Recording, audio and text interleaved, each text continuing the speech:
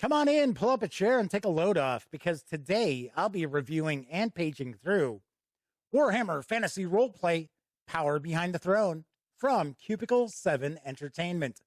Is this third chapter in the Enemy Within Director's Cut a real highlight of the campaign? Or does Power Behind the Throne suffer from a power outage? Well, you're going to find out right after this.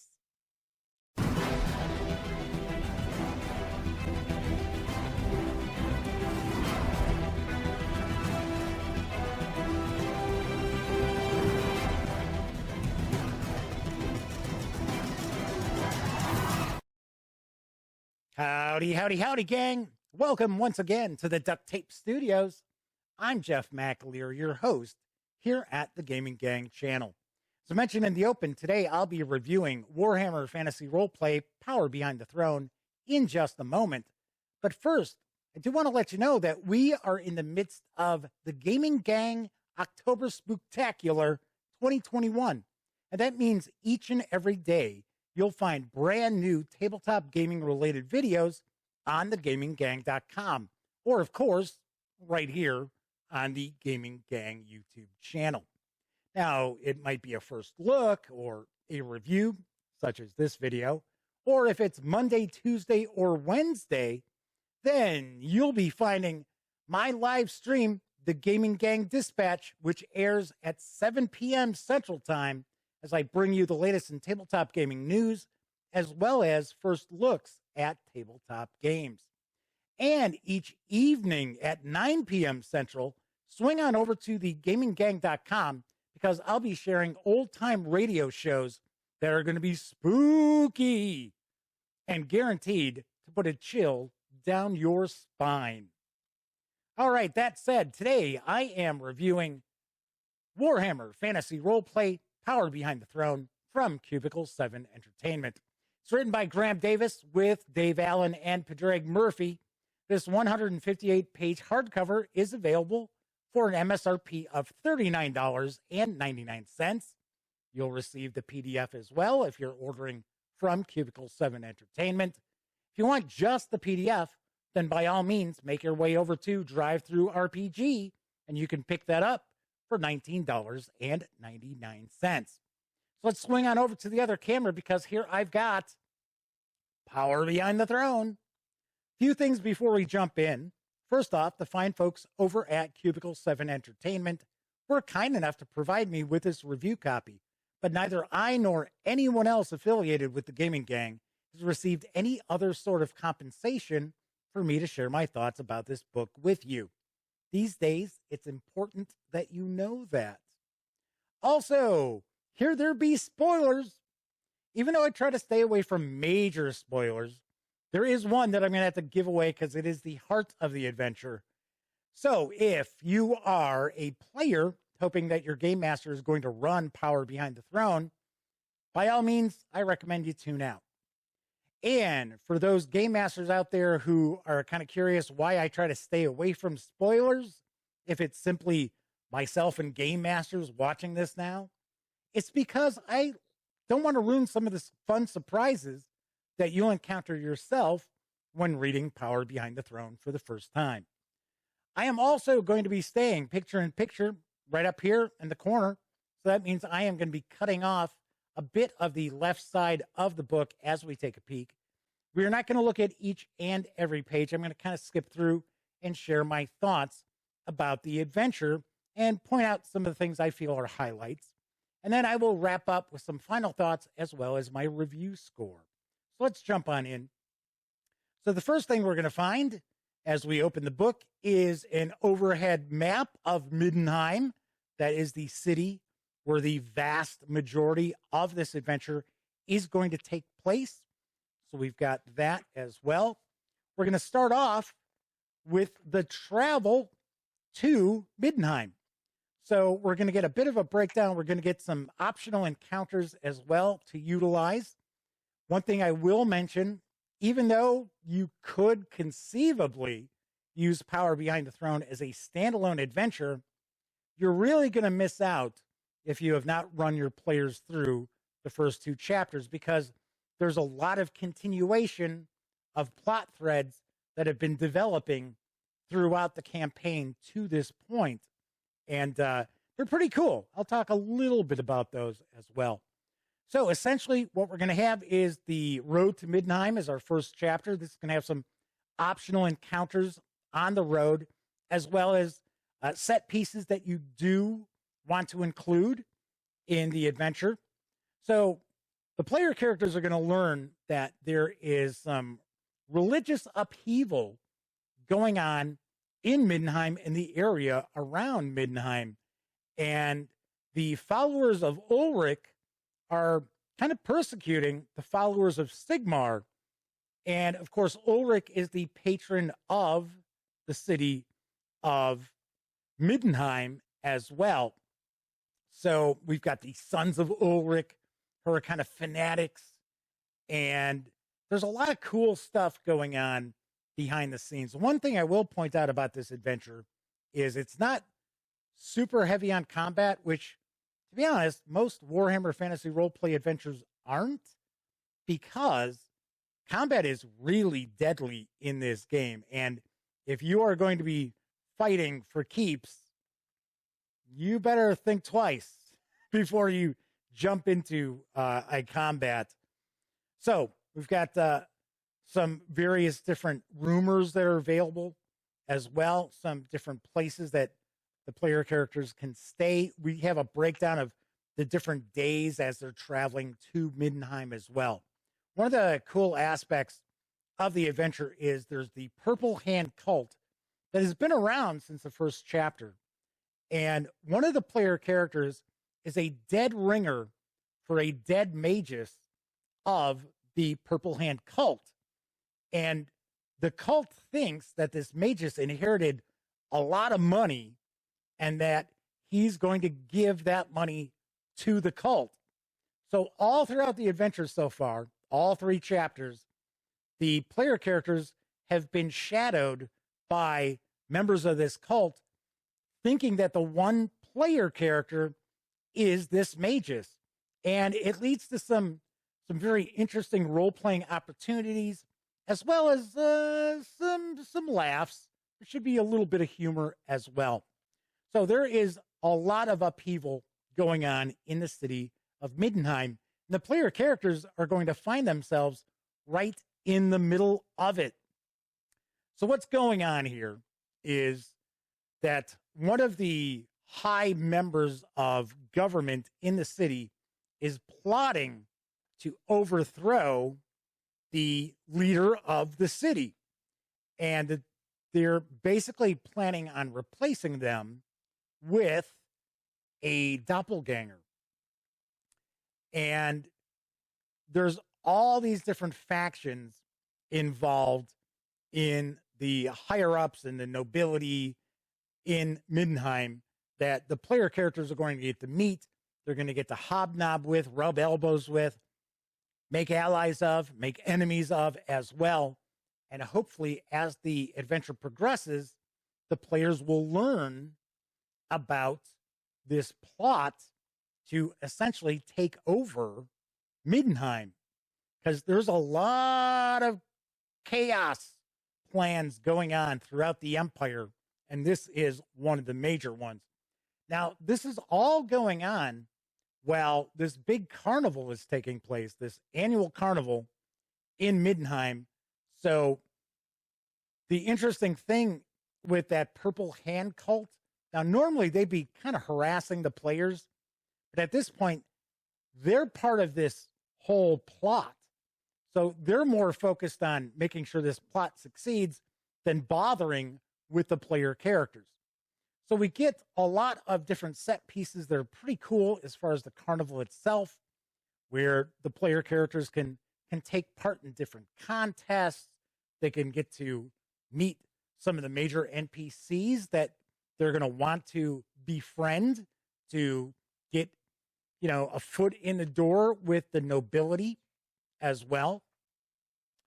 So one of the other aspects of this adventure that I think might be difficult for game masters, regardless of how experienced they are how many NPCs are in this adventure, what their motivations are, who they're allied with. Now, we do get a breakdown of the major NPCs, as well as their affiliations and what side of the plot they happen to be on. But there are so many of them, it might be a little difficult for the game masters to kind of keep everything in line and everything in mind. Now, we do get some cards. Well, they're actually pages, really, of each of the NPCs to make things easier. But I do think that it could be pretty tricky to keep everything kind of juggling all these different factions, all these different NPCs at the same time. I will mention that the adventure does lay out a lot of great advice on how to run this.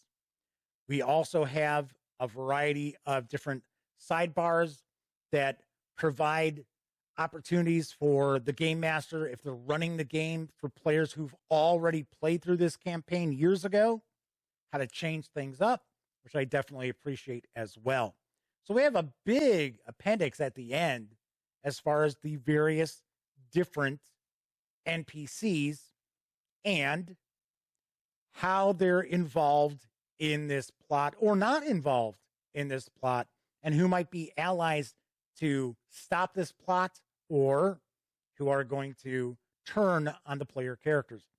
So each of the NPCs are going to get a couple of pages, for the most part, that are going to break down everything about them, their role, their reactions, what do they know, misconceptions that they have, their goals, and connections to other NPCs. This is where this, I think, could get a little confusing. So for game masters, I definitely recommend that you read through this adventure at least twice before actually really getting into the nuts and bolts. As far as it breaks down, the adventure breaks down into 7 chapters. I really, really recommend that the 5th, 6th, and 7th chapters that you really do a deep dive into to really get the most out of this adventure. Now, that doesn't mean if you mess up and you accidentally represent one of the NPCs as being with the wrong faction, that's not going to kill the game. You're just going to have to roll with it. But as you can see, and I'm skipping pages, there are loads and loads of NPCs. So we get the doppelganger. So one of the aspects of this adventure that I personally would probably utilize is in the first chapter of The Enemy Within, the player characters ran across a doppelganger. It's possible they defeated the doppelganger. It's possible they killed the doppelganger. If they haven't, what I would recommend is actually make this doppelganger that same doppelganger.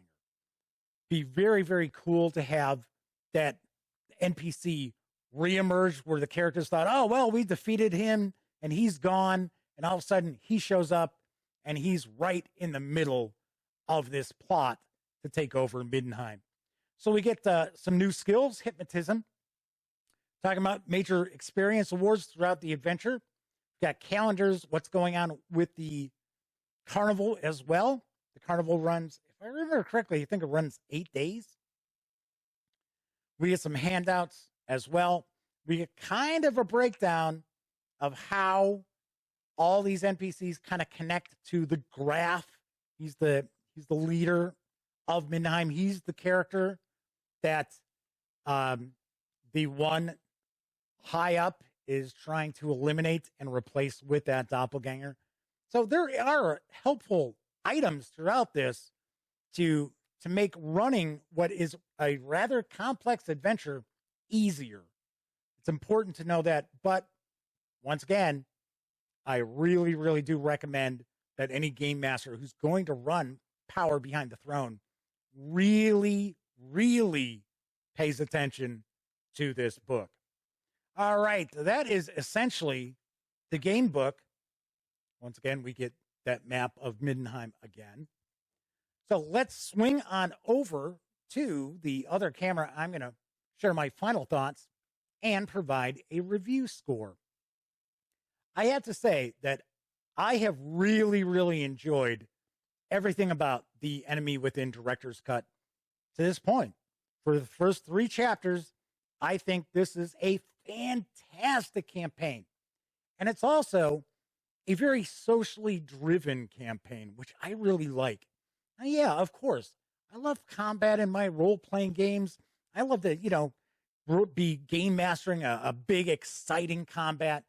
But I also love, behind the scenes machinations and the player characters befriending or making enemies of NPCs. I love faction play. This campaign has it all. As far as I understand, originally when this campaign came out for first edition Warhammer Fantasy Roleplay back in the Games Workshop days, this chapter was actually, as far as I understand, the most highly regarded of the entire campaign. And I can certainly see why. Of course, there are a lot of changes with the director's cut, but I love all that faction play, everything going on, and all these little things going on behind the scenes that are going to play out not only in this adventure, but further down the line as well. Once again, I do think this is not necessarily an adventure for someone who is new to being a game master. I'm not saying being a game master to Warhammer Fantasy Roleplay. I just mean a game master overall. It could be a little daunting to try to juggle all the various NPCs and keep everything in your head. Once again, there are a lot of little aids and advice throughout the book to help with that. But keep in mind, this is a complex adventure. Don't forget that. It is also an excellent adventure, and I highly, highly recommend Power Behind the Throne.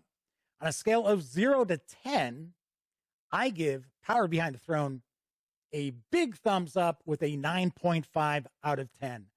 I ding it a little bit because I think in some ways it's overly complex, but not too overly complex. So definitely take a look at running Warhammer Fantasy Roleplay, Enemy Within, and of course, Power Behind the Throne. Something else I'll float out real quickly. You can easily port this campaign over to another fantasy role-playing game. Very, very easily done. Of course, yes, you got stat blocks, but keeping in mind that combat is not as intensive as you find in, say, Pathfinder or 5th edition Dungeons and Dragons. This is more of a social aspect kind of role-playing game. All right, that is it for this time out. If you like this video, by all means, please give it a quick thumbs up. Subscribe to the Gaming Gang channel if you haven't already, and if you do subscribe, ding that bell.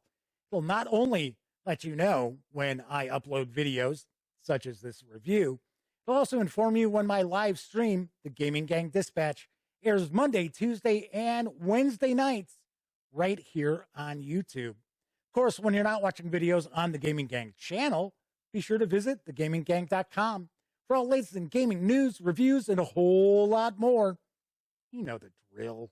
Get your geek on at thegaminggang.com. Once again, I'm Jeff McAleer. Thank you so much for watching. And until I see you next time, here's hoping each and every one of you gets to enjoy plenty of great gaming with your own gang.